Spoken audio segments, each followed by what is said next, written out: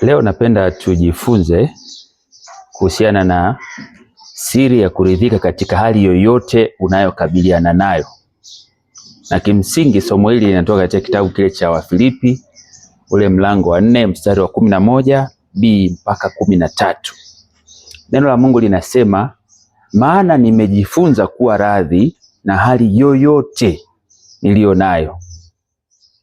Najua kudhiliwa, tena najua kufanikiwa. Katika hali yoyote na katika mambo yoyote nimefundishwa kushiba na kuona njaa, kuwa na vingi na kupungukiwa. Na yaweza mambo yote katika yeye anitiaye nguvu. Andiko hili ni maarufu sana kwa watu, wanalifahamu vizuri. Na haya maneno aliyasema Mtume Paulo. Sasa hebu nataka tujifunze kidogo kuhusiana na andiko hili. Andiko la baraka sana. So wewe unayopitia kwenye hali fulani ngumu, naomba unisikilize. Naamini ukisikiliza mpaka mwisho utakuwa umetiwa nguvu na kuinuliwa. Nasema tunajifunza kuhusiana na siri ya kuridhika katika hali yeyote unayokabiliana nayo. Naomba kuchukua nafasi hii kukuletea mambo yafuatayo katika kitabu hiki cha Wafilipi mlango wa 4. Na haya ndio niliyoyaona wakati nilipokuwa na tafakari hii mistari kama miwili. Paulo anatambua kuwa kuna vitu amefundishwa na kujifunza katika maisha yake ambayo kimsingi anaenda kutushirikisha. Mambo ambayo amefundishwa na mambo ambayo amejifunza. Lakini kabla hatujajifunza anayotushirikisha, ni vema tukapata tafsiri ya baadhi ya maneno, yani hayo maneno mawili.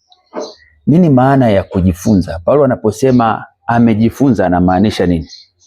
Kujifunza ni kupata ujuzi na maarifa ambayo yanamfanya mtu kubadilika tabia na mwenendo na mwelekeo wa maisha yake.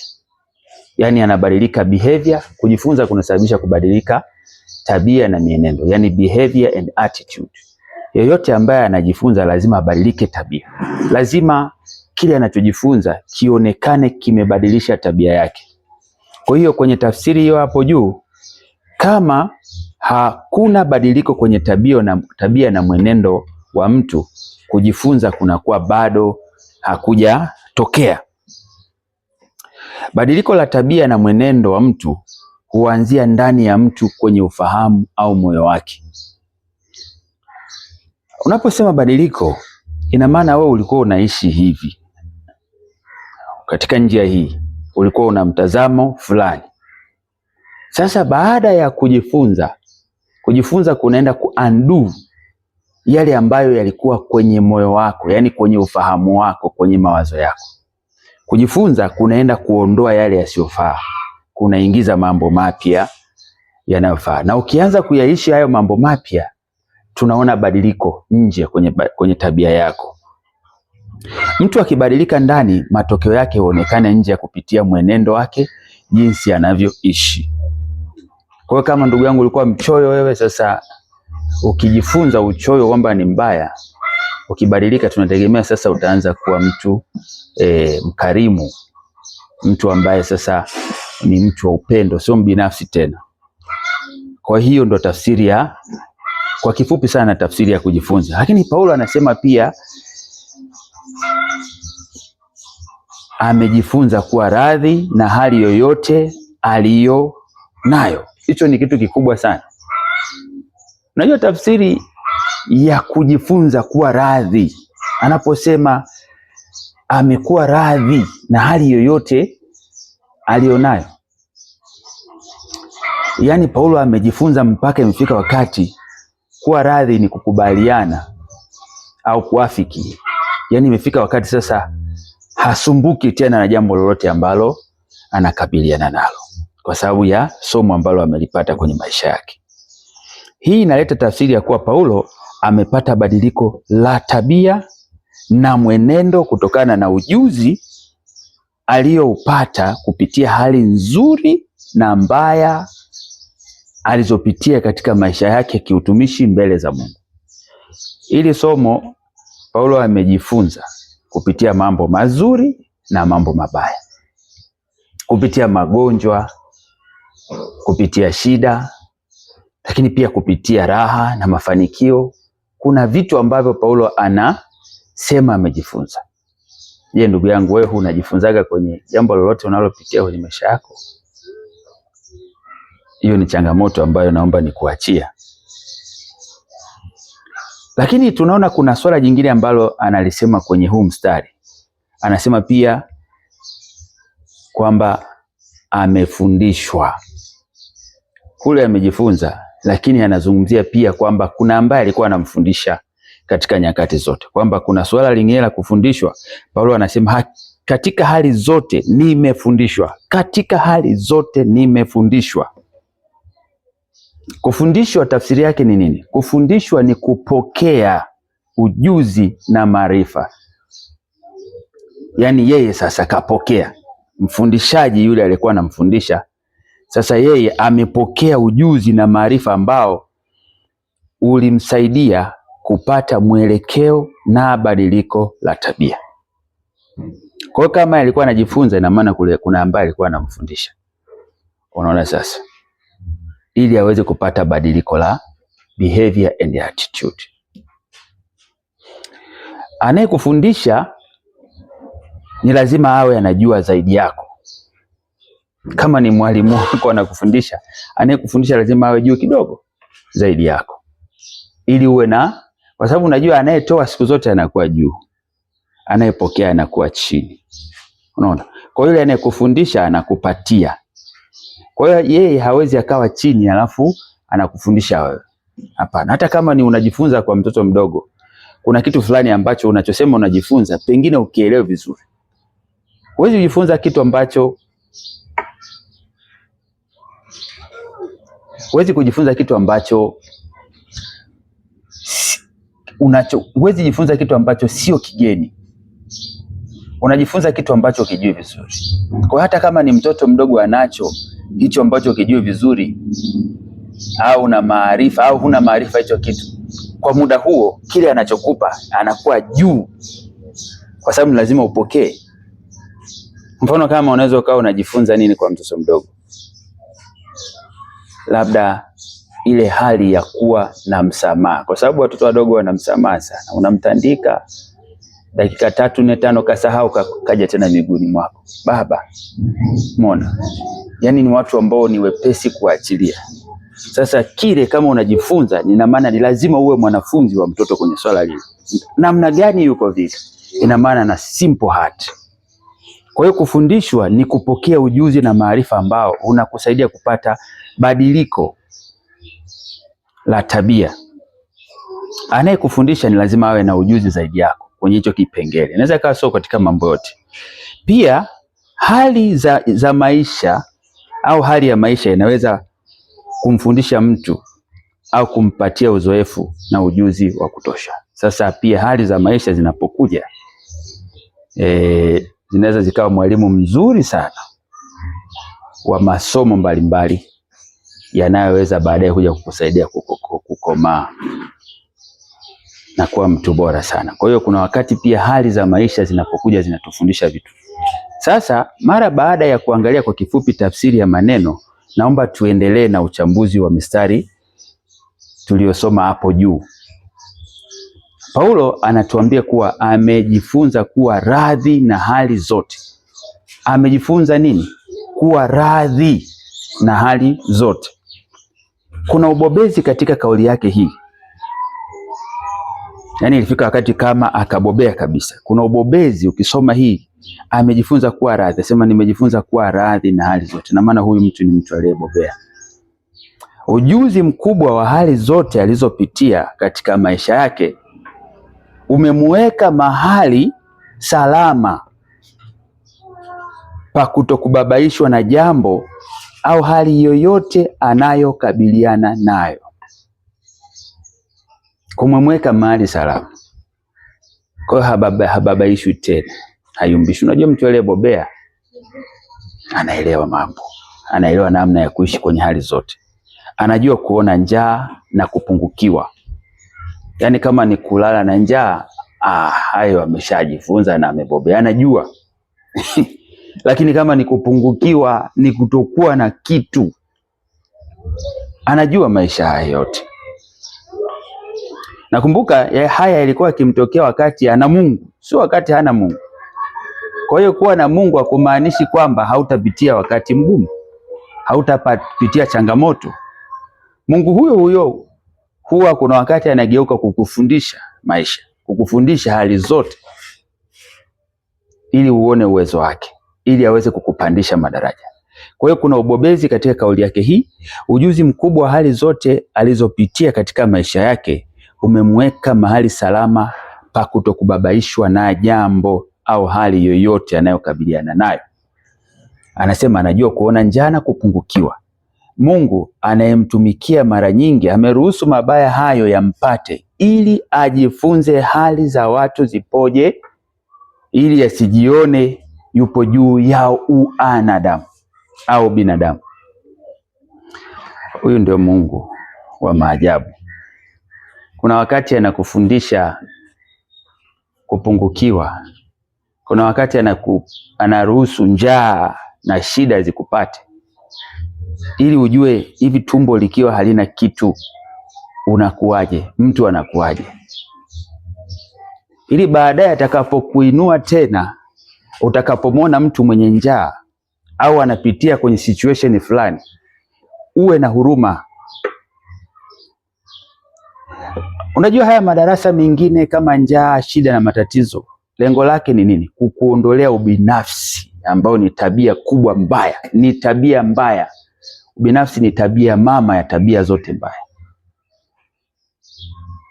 Kwa hiyo anaruhusu vitu fulani vikupitie kwenye maisha yako, ili atakapokuinua ukiwa na 5,000 yako, ukimwona mtu ambaye ana njaa, unajua jinsi tumbo lenye njaa na hali ya njaa ilivyo, uwe na huruma, umshike mkono. Bwana Yesu asifiwe sana. Nakumbuka kipindi fulani, hili somo in fact niliandika mwaka 2018 pale. Miaka kama 6 hivi imepita. Na familia yangu tulikuwa tunapitia wakati mgumu sana. Sana. Yaani karibia miaka 2 mitatu. Kwanza ilianza tokea 17 pale. Tulienda na ile hali mpaka karibia 20 huko. Hali ngumu. Acha tu. Nakumbuka ule moto. Nilijifunza vitu vingi sana. Kiasi kwamba leo naweza nikawa natembea nasema ngoja nibebe hata 2,000 hii. Alafu namwambia Mungu, naomba unionyeshe mtu ambaye unataka nimpe hii fedha. Na huyo mtu anaweza akawa hata sio yule ombaomba mwenye kikopo pale njiani. Anaweza akawa tu ni baba fulani wa familia anapitia kwenye wakati mgumu. Au unamuona mama amebeba kapu lake au ungo anauza maembe. Ukiangalia maembe yenyewe yako mangapi? 5, 6. Anahangaika nayo yote kwenye siku nzima, anachomwa na jua. Unajua yule anahangaika kwa ajili pengine ya tumbo lake na ya watu ambao wanamsubiria nyumbani. Mtu kama yule, mara nyingine hata kama huna shida na embe, hebu mguse. Mpe hata, hebu njoo rafiki. Haya, unauza bei gani ya maembe? Haya, toa kama ni 5,000, 10,000 au shilingi ngapi, tutegemea. Na unajua sadaka ni inatokana na moyo wako, kile ambacho Mungu anakuongoza na kukugusa kwa ajili ya watu wengine. Mpe 5,000, unampa labda 5,000. Kwa hiyo unaona sasa unachukua mangapi? Naambia hii sasa, hii nimekupa, nimenunua haya ya shilingi 5,000, lakini yauze tena. Hivi unajua kitu gani kinatokea kwa mtu kama yule? Yaani moyo wake unakuwa kama amenyeshewa na mvua wakati wa jua kali. Ile raha anayoipata pale, ile shukrani anayoitoa kwa Mungu na ile maombi ambayo yanakuombea, hautakuwa hivyo ulivyo. Kuna nyakati, hebu tafuta furaha za watu kwa kugusa maisha ya watu. Ukitaka kujua watu wanafurahi vipi, kawaguse wenye shida. Yaani wewe nenda tu mwambie Mungu, leo naomba hii shilingi 10,000 zigewe hata mara 2, hata 5,500. Alafu tafuta, wewe nenda zako kazurure tu, hata kama una gari yako na miguu popote tu. Ukimwomba Mungu, mwambie Mungu, naomba nimpe mtu hii shilingi 5,000. Unaweza ukashangaa mtu anayekuongoza hata sio yule mwenye shida ambaye unamuona kama alivyosema ombaomba. Unaweza kukutana na mtu Bwana akakwambia ni huyo. Kimwangalia baba huyo au mama huyo, ndio samani, habari, salamu, endeleaje? Salamu. Bwana, nasikia Mungu anataka kukubariki, naomba upokee hii shilingi 5,000. Unaweza kushangaa mtu amebaki anashangaa, ulijuaje? Unaona, ulijuaje? Unajua kwa nini Mungu ni mtoaji? Kwa sababu Biblia inasema huwa anajibu maombi yetu ili furaha yetu itimizwe. Kwa hiyo Mungu huwa anakupa, anachotegemea na kufurahia zaidi ni kukuona wewe unavyopokea kwa furaha kile ambacho amekupa. Kwa hiyo Mungu duniani anawabariki watu, anasubiria waangalie jinsi wanavyofurahi ili yeye afurahi. Na sisi tumeumbwa kwa mfano wa Mungu. Hebu wabariki watu. Ukitaka kuona furaha za watu, ukitaka kuona watu wanapofurahi, wape. Ile furaha unayoiona kwenye macho yao na nyuso zao zinabadilisha maisha yako. Hautakuwa mchoyo tena. Utakuwa na moyo wa Mungu wa upendo na msaada. Na siku zote mkono unaobariki unakuwa juu. Yule anayepokea siku zote mkono wake uko chini. Ukiwa ndaka siku zote kuwa juu, uwe na moyo wa Mungu wa kubariki wengine, maisha yako hayatakuwa hivyo kama yalivyo. Kwa hiyo Paulo alibobea kwenye shida. Kwa hiyo anasema kwamba yeye amejifunza kuwa radhi na hali yoyote. Kwa hiyo hata akiwa na hali mbaya anashazoea. Akiwa na hali nzuri ni kwa sababu hali nzuri inamkumbusha kwamba kuna watu wenye hali mbaya wa kuwagusa maisha yao. Kwa hiyo Paulo anatuambia anajua kuona njaa na kupungukiwa. Mungu anayemtumikia mara nyingi ameruhusu mabaya hayo yampate ili ajifunze hali za watu zipoje, ili asije jiona yupo juu ya ubinadamu. Unajua kuna watu ambao wamefanikiwa wanadhani kwamba wako juu ya ubinadamu. Ni kosa baya sana. Ndio maana unaona watu waliofanikiwa wana magonjwa sugu. Mtu ana kansa tu anahangaika nayo India, anabadilisha damu, anaenda si wapi US, sijui kuna mgongo tu unamuuma, sijui ana vidonda vya tumbo, sijui ana pressure. Ukitaka kuepukana na hayo mambo, gusa maisha ya watu. Mungu ataufanya utajiri wako uwe wa baraka. Kwa sababu Biblia inasema baraka za Mungu hutajirisha na wala hazina majuto ndani yake. Majuto ndo haya magonjwa ambayo yanatokana na uchoyo. Inawezekana ni uchoyo, lakini ukiwa mtoaji, hata kama unayo mambo hayo, Mungu anakuponya. Bwana Yesu asifiwe sana. Kujifunza huku kulimuondolea Paulo kiburi, kuliondoa majivuno na pia kulimuondolea ile hali ya kujihesabia haki. Kulifanya maisha yake kuwa ya shukrani na unyenyekevu siku zote mbele za wanadamu na Mungu. Kwa sababu ukipata unasema ni Mungu ndio amenipa. Unashukuru hata ukiwa huna, unaumwa, unasema Mungu bado anabakia kwa Mungu licha ya hali yoyote nilionayo. Haya asingeyapata bila kupata darasa hili la Mungu. Ndio maana anasema nimejifunza na kufundishwa. Kumekuwa kule hizi hali za kufundishwa na kujifunza kumemweka kwenye kuridhika na kuwa radhi na hali yoyote, iwe mbaya au nzuri, bora tu Mungu akiwa ameruhusu impate. Usiridhike na hali mbaya au ngumu kama Mungu hajaruhusu.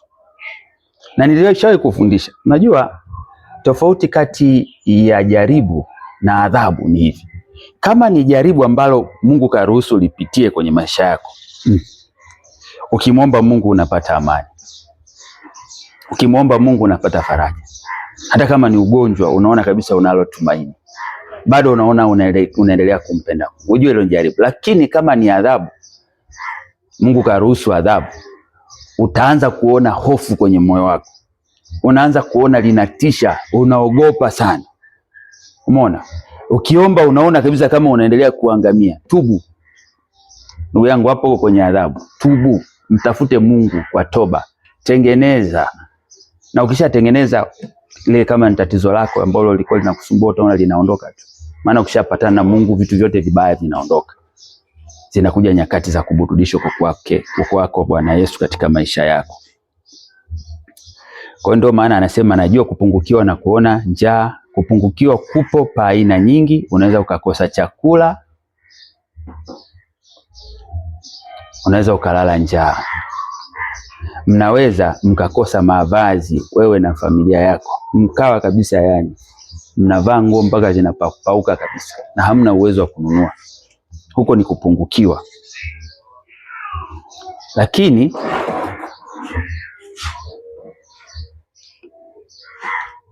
unaweza ukakosa fedha na mahitaji yako muhimu.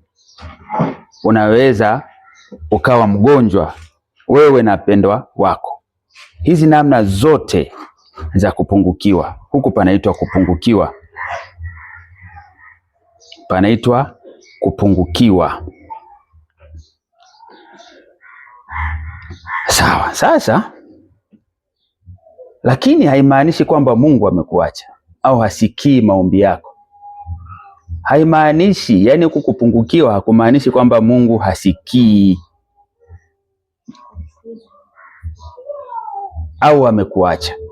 Ukiacha tu exemption ya dhambi, au labda hasikii maombi yako, hapana. Kupungukiwa kupo tu kwa sababu kupungukiwa ndo majaribu yenyewe. Matatizo ndo majaribu yenyewe. Unapokuwa unapitia hali yoyote ngumu, inafanana sana na mwanafunzi anayefanya mtihani.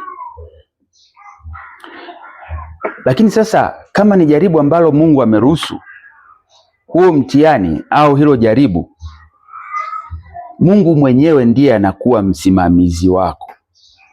Yaani yeye mwalimu ambaye ametunga huo mtihani ndo anakuwa msimamizi wako. Kwa hiyo mtihani unaweza ukawa mgumu, lakini tambua ya kuwa mwalimu wako ndiye msimamizi wa mtihani wako. Ametunga mtihani yeye mwenyewe na anakufahamu kwa sababu ndiye aliyekufundisha. Unajua jaribu lina muda. Kwa hiyo means kwamba muda wa jaribu ukiisha, jaribu huwa lina expire. Lakini jaribu pia lina mlango. Jaribu lina mlango wa kutokea. Unaona? Kwa hiyo kama ilivyokuwa jaribio la mtihani au mtihani una masaa 3 na mengine 2. Kuna mtihani ambao ni wa dakika 5. Kwa hiyo inategemea Mungu ameseti muda gani kwenye jaribu hilo. Lakini yupo yeye aliyekupa jaribio hilo, anakusimamia yeye na anakufahamu. Wewe ni mwanafunzi wake kwa sababu amekufundisha. Kwa hiyo ametunga mtihani yeye mwenyewe na anakufahamu kwa sababu ndiye aliyekufundisha. Ameamua kukupa mtihani ili ukifaulu akupandishe hatua nyingine kubwa zaidi.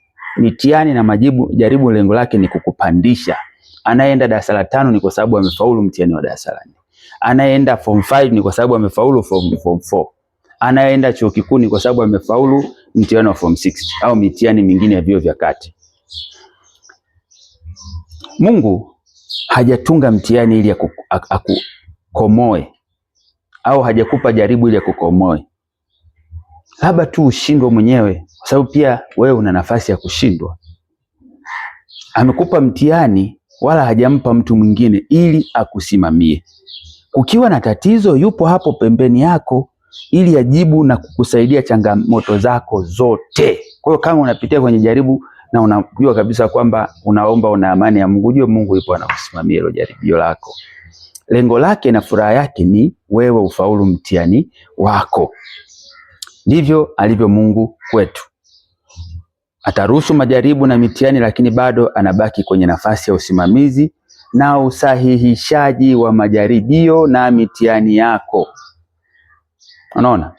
Ili mwisho wa majaribu yako ukifika, akuzawadie na kukuinua zaidi. Majaribu yapo kwa sababu bado tunaishi duniani. Majaribu yanaisha utakapoingia mbinguni. Lakini as long as tunaishi chini ya jua hili, tunakanyaga ardhi hii na kuvuta oksijeni hii, kama alijakupata leo litakuja kesho. Hamna mtu ambaye yuko free asipate majaribu, kwa sababu Mungu siku zote aim yake ni kukupandisha juu zaidi. Kwa hiyo majaribu yapo kwa sababu tupo hapa duniani, na yapo ili kuongeza na kukupa imani, yapo ili kukuza na kutuongezea imani yetu mbele za Mungu. Kazi ya majaribu ni kukuza imani na kuongeza imani kwenye maisha yetu. Maana imani ni uimara katika kumtegemea Mungu wakati wa misukosuko ya maisha. Ule uimara ule ndio tunasema imani. Misukosuko mingine lengo lake ni kukutoa nje ya mstari na kutukosesha mbele za Mungu. Mungu anapenda na kufurahishwa sana pale tunaposhinda majaribu hayo. Unakumbuka kisa kile cha Ayubu? Sidhani kama unaweza kufundisha somo la majaribu usimtaje Ayubu. Shetani alikuwa anataka kumkosesha Ayubu amkufuru Mungu, lakini alisimama imara, akaitetea imani, akaonyesha jinsi ambavyo anavyompenda Mungu wake, akahesabiwa haki, na mpaka leo tunasoma jinsi ambavyo alibarikiwa baada ya kutoka kwenye jaribio lile. Bwana Yesu atukuzwe sana. Lakini jambo la pili, muda tunaopitishwa katika magumu yetu, Mungu ndiye anayejua ni muda gani tutapitia kipindi cha magumu.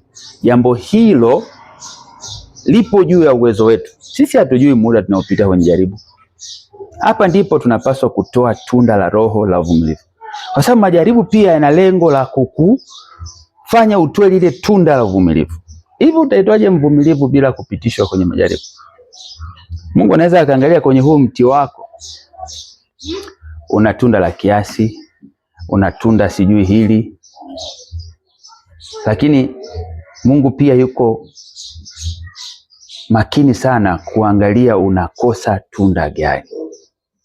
Kwa hiyo kama akitaka kuzalisha tunda la uvumilivu kwenye maisha yako, ataachia magonjwa, ataachia shida zikupate, ataachia watu wanaokudhalilisha na kukusemea mabaya. Umeona? Lengo ni nini? Kukutengeneza katika huo mti wako liwepo pia tunda la uvumilivu. Uvumilivu haupo mahali penye raha na mafanikio. Huwezi vumilia mahali penye mafanikio. Sasa unavumilia nini? Kwa sababu uvumilivu ni tunda la kuvumilia moto, matatizo. Unajua matatizo ni kama moto. Unavumilia moto unakuchoma, unasema siondoki kwa Mungu. Bado Mungu anabakia Mungu. Hata kama ikinibidi uhai huu uondoke, Mungu anabakia kuwa Mungu. Hakuna nyakati ngumu zinazomfurahisha mtu. Hakuna hata nyakati moja ngumu ambayo inamfurahisha mtu. Nyakati zote ngumu zinaumiza na kutesa. Nyakati ngumu ni za kuona njaa, ni za nyakati za maumivu, ni nyakati za vilio. Hizo ndio nyakati ngumu. Umeona? Nyakati za mabaya na magumu tunapaswa kujiaminisha kwa hakika ya kwamba Mungu anatupenda sana na yupo karibu nasi kuliko tunavyodhani. Jiaminishe kwamba hata katika nyakati hizi ngumu unazopitia bado Mungu anakupenda. Upendo wa Mungu haupungui kwa sababu ya matatizo uliyopitia. Mungu anaweza akawa anajisikia vibaya kwa sababu anaishi ndani yako kwa yale unayopitia, lakini anasema hapana, sasa ndio mtihani wangu huu, lazima huyu apite ili aende kwenye utukufu mkubwa zaidi. Kipindi cha kufundishwa na Bwana tunapaswa kuwa wanafunzi wazuri. Hatupaswi kutoroka vipindi au kumwekea Mungu kiburi na dharau. Lazima tuhudhurie madarasa ya Mungu kikamilifu. Hatutaki kumwekea Mungu dharau au mabaya. Hatutaki kuanza kumwambia Mungu, Mungu wewe unipendi. Hapana. Unatakiwa mwanafunzi mzuri. Mbinguni wakikuangalia asubuhi uko vile vile. Unaendelea kupambana. Mchana unapambana, jioni unapambana, usiku utasema bado Mungu ni mwema. Unapambana hata kama majipu yamejaa kila mahali kwenye mwili kama Ayubu, bado unasema Mungu anaishi na ananipenda. Nyakati za kuonesha kwamba Mungu ni mwema kuliko chochote. Wakati tunapitia magumu na mabaya, tunapaswa kuishi sawa na maelekezo ya neno la Mungu na kumwomba Mungu daima. Ishi sawasawa na neno la Mungu kwenye magumu yako, na wakati huo usiache kumwomba Mungu. Sala zinaponya roho za watu. Sala zinaponya magonjwa ya watu. Sala zinaponya maumivu ya moyo ya mtu. Unapokuwa mtu wa sala na maombi, hata kama uko kwenye nyakati ngumu, kuna wakati unapokuwa kwenye maombi unasahau kabisa hata maumivu yako, kwa sababu sala ina tabia ya kukuhamisha na kuingiza kwenye utukufu wa Mungu. Unaposoma Zaburi ya 91 mstari wa kwanza utaliona hili linalosema, usiache kuishi sawasawa na neno la Mungu, usiache kuomba unapokuwa kwenye magumu. Lakini magumu yote tunayopitia ni kwa sababu Bwana anataka kututengenezea ushuhuda. Ushuhuda. Bwana akisema, Gabriel Molel, kuna ushuhuda fulani nataka upitie kwenye maisha yako, ujue hapo jaribu linakuja. Jaribu ndio limebeba ushuhuda wako. Narudia tena, jaribu ndio limebeba ushuhuda wako. Unapopata GPA ya 4.6, 4.8, unadhania ile imekuja tu hivi. Ina maana umehimili majaribu yale. Ndio maana una cheti cha first class with honor. Unakuwa mwanafunzi bora. Mmefanya mitihani wote, lakini wewe ndio unakuwa bora kwa sababu ya jinsi ambavyo uliweza kuishi kwenye majaribu yale. Kwa hiyo majaribu yanakutengenezea ushuhuda. Majaribu yanakutengenezea heshima ukishinda. Magumu yote tunayopitia, nimesema ni kwa sababu Bwana anataka kututengenezea nini? Ushuhuda. Biblia inasema walio na mwana hawakosi ushuhuda. Kama umeokoka kweli, huwezi ukakosa ushuhuda. Huwezi kosa ushuhuda. Kwa hiyo ina maana kama umeokoka kweli, hauwezi acha kujaribiwa, kwa sababu ushuhuda unabebwa kwenye chombo kinachoitwa majaribu.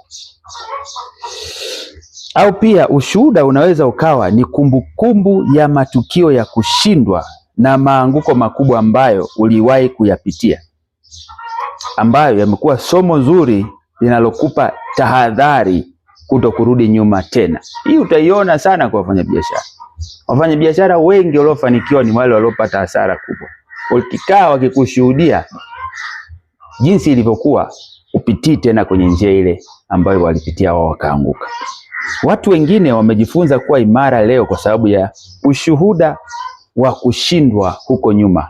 Inaweza ikawa ni wao au watu wengine. Wengine wanaweza kusonga mbele leo kwa sababu tu wanakumbuka Mungu alipowatoa kabisa.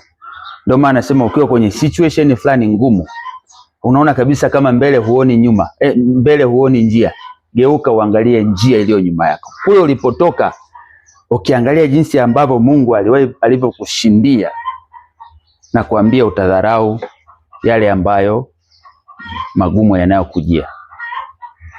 Utadharau wakati mgumu ulionao sasa hivi.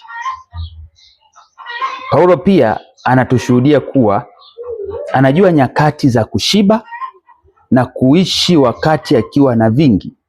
Yaani sio tu Paulo kwamba anatuambia habari za shida zake, lakini anatuambia pia anajua kuishi akiwa na vingi. Anajua maisha ya kufanikiwa yalivyo. Unakumbuka ukisoma kwenye kitabu cha Matendo ya Mitume, Paulo alipokuwa ameenda kufanya safari yake Yerusalemu, alibeba vitu na sadaka. Na Paulo anatushuhudia pia kwamba alikuwa ni mtu anayefanya kazi. Kwa hiyo alikuwa anafanya kazi ya ufundi wa mahema. Kwa hiyo alikuwa ni mtu ambaye ana hela. Anajua nyakati za kufanikiwa. Kwa hiyo anajua kuishi wakati akiwa na vingi. Kuna watu wengine akiwa na vingi maisha yake tofauti kabisa akiwa hana kitu. Yaani hao watu wawili ukikutana nao wakati wakiwa nacho na wakati hawana, wanaweza kugombana kama unaweza kuwakutanisha. Hautaki kubadilishwa na situation. Furaha yako inatakiwa ipo tu nyakati zote. Wakati una magumu, wakati huna. Hata kama unaumwa, umekosa nguvu, watu wakija kukuangalia hospitalini, wakikuangalia uso wako, wanatakiwa waone tumaini. Yaani wewe ndio unakuwa faraja ya hao watu wanaokuja kuona. Hamna neno. Mungu bado ni mwema. Hata kama wanakutazama, uishia ukiwa na tabasamu. ishio ukiwa bado na nuru ya Mungu, hilo na lenyewe litakupa taji, utaingia nalo mbinguni, kwamba utakuwa wale wanaitwa nini, mashuhuda, washindi, wanaitwa mashujaa wa imani. Kama hilo jaribu litakupeleka mbinguni, likupeleke ukiwa na tumaini, ukawa shujaa wa imani, na tutajifunza pia kwako. Mungu akubariki sana. Hii ni kutujulisha kwa ufupi kuwa maisha yetu yanapita nyakati zote, yatapitia nyakati zote. Inatukumbusha kwamba maisha yetu yatapitia nyakati zote, hivyo tujiandae. Mwisho, tunapaswa kujua ya kuwa tunashinda mambo yote katika yeye atutiae nguvu. Anasema ninashinda mambo yote katika yeye anitiae nguvu. Ushindi wako unatokana na Mungu anayekusaidia. Ushindi wako unatokana na Mungu anayekutia nguvu, sio kwa nguvu zako. Kwa hiyo usije ukajisifu kwa chochote, hata kidogo, usijisifu kwa chochote. Narudia tena kusoma kitabu cha Wafilipi mlango wa 4 mstari wa 11b mpaka 13. Maana nimejifunza kuwa radhi na hali yoyote nilionayo. Najua kudhiliwa, tena najua kufanikiwa. Katika hali yoyote na katika mambo yoyote nimefundishwa kushiba na kuona njaa, kuwa na vingi na kupungukiwa. Na yaweza mambo yote katika yeye anitiaye nguvu. Mungu akubariki sana kwa kufuatilia somo hili. Somo hili pia ni mojawapo ya masomo mengi ambayo yanapatikana kwenye YouTube channel yangu inayoenda kwa jina la Gabriel Simon Molel. Ingia kwenye browser yoyote, labda ni Mozilla au ni Firefox au Opera, chochote kile ambacho ni browser kwenye simu ya kompyuta yako. Ukiandika tu Gabriel Simon Molel itakupeleka kwenye kurasa zangu za Facebook, za X, za Instagram na TikTok. Na lakini akaunti kuu ambayo ina channel hii iko YouTube. Imeandikwa Gabriel Simon Molel. Subscribe pale uendelee kupata video hizi na nyingine. Mungu akubariki sana. Asante sana.